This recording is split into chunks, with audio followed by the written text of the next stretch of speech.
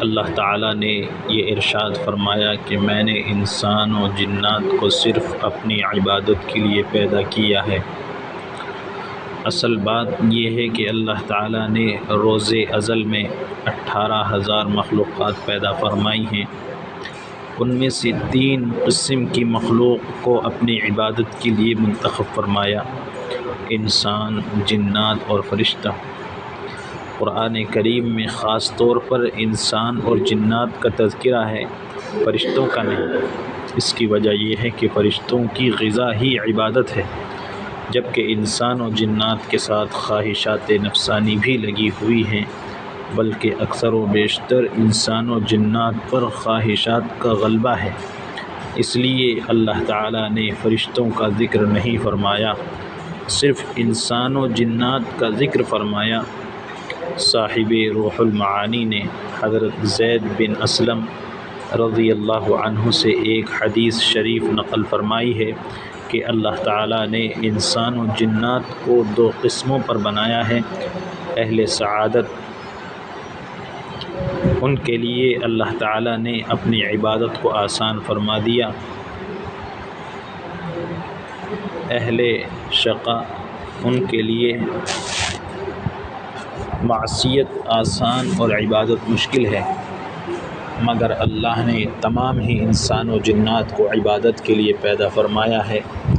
اس کو اللہ تعالیٰ نے اپنی کتاب کے اندر ان الفاظ سے ارشاد فرمایا ہے: وَمَا خَلَقْتُ الْجِنَّ وَالْإِنسَ إِلَّا لِيَعْبُدُونِ۔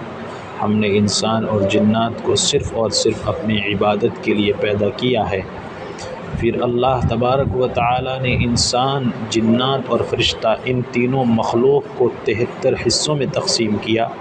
ان میں سے 72 حصے فرشتوں کی تعداد میں ہو گئے اور 1 حصہ انسان و جنات کی تعداد میں آیا۔ پھر انسان و جنات کو 73 حصوں میں تقسیم کیا، ان میں 72 حصے جنات کی تعداد میں چلے گئے اور 1 حصہ انسان کی تعداد میں آیا۔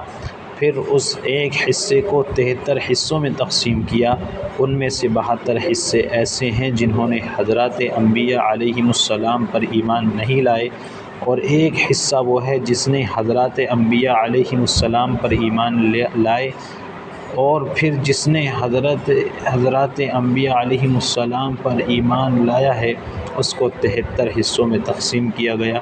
ان میں سے 72 حصے اپنی بداعمالیوں کی وجہ سے جہنم میں جائیں گے، اور ان میں سے 1 حصہ اپنے نیک اعمال کی وجہ سے جنت میں جائے گا۔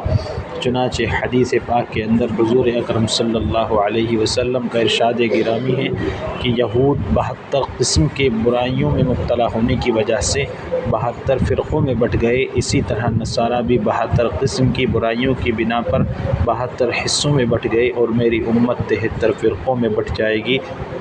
ان میں سے 72 فرقے اپنی بدعمالیوں کی بنا پر جہنم میں جائیں گے اور 1 فرقہ جنت میں جائے گا۔ ان میں سے 72 فرقے اپنی بدعمالیوں کی بنا پر جہنم میں جائیں گے اور 1 فرقہ جنت میں جائے گا۔